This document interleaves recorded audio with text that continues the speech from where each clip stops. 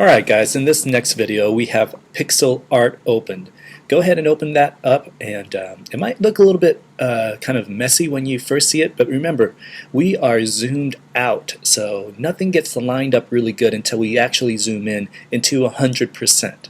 So while you guys are opening that up, let me kind of give you a demonstration of what this is by the artist or a bunch of artists affiliated with eBoy. And it's a pretty fun image because it also kind of helps kind of demonstrate what you can do with pixels, and not just kind of make photographs, but you can actually draw with them. And these guys kind of take a look back at what it was in the retro art style. I'm going to go ahead and go to my zoom tool, and I'm going to go and select actual pixels. This is what the image looks like up closer, and you could actually see a lot of detail and a lot of time was taken into creating this piece of art. I'm going to press the space bar right now. This is going to turn it on the hand tool, and I'm just going to pan around and zoom in into different areas of the screen. And then let's go ahead and take a look at something a little bit closer here.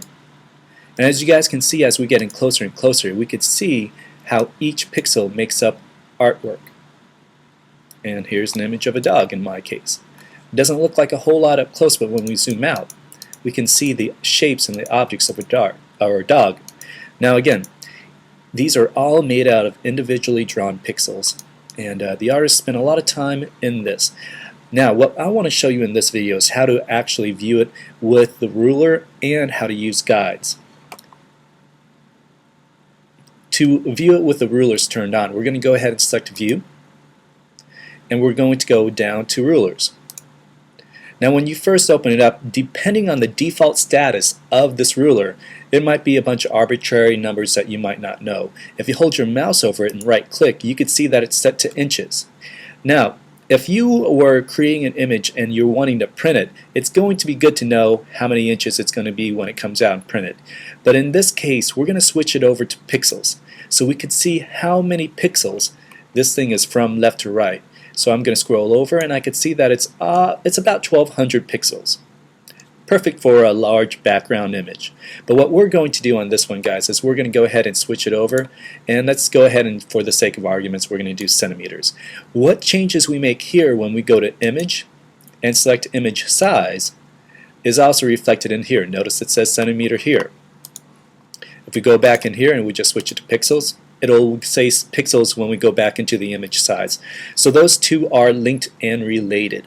Now what I want to do on this one here is not only do I want to see the image with the ruler, but I want to add guides in. So later on, if I want to put a text inside of it, I can see where it is. Now this is a happening or busy image, but it'll still work. What we want to do, just like we did in Photoshop, or just like we did in Publisher, is we're going to click on the ruler and drag down. You're going to notice a guide appears on the screen. The color is kind of like a pink, and you can kind of see that. Same for the vertical. We can go ahead and create these guides. Now remember, these guides do not print, so you're free to make as many or as few as guides as you want. I'm going to go ahead and zoom in into a certain area and zoom into where you see the crosshairs of the guides.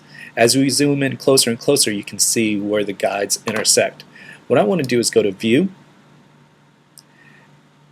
and I could choose different things I can do with the guides. The guides are great because they'll actually snap things to them if you choose that. Right now that's a little bit more than what we want to do, so let's go ahead and select Clear Guides, and it'll get rid of all the guides.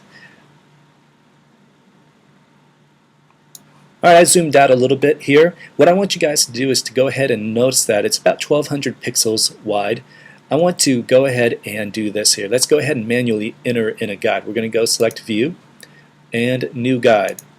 This is going to allow us to choose whether we want a horizontal guide or vertical guide. We're going to go ahead and select vertical, and what's the position going to be? I want it directly in the middle, so since it's 1,200 wide, we're going to set it at 600, and then we're going to select OK. And a guide is created perfectly at the 600 mark. And again, I could do that for the bottom portion if I wanted to, if I want to split the screen up. But again, guys, remember, guides do not print.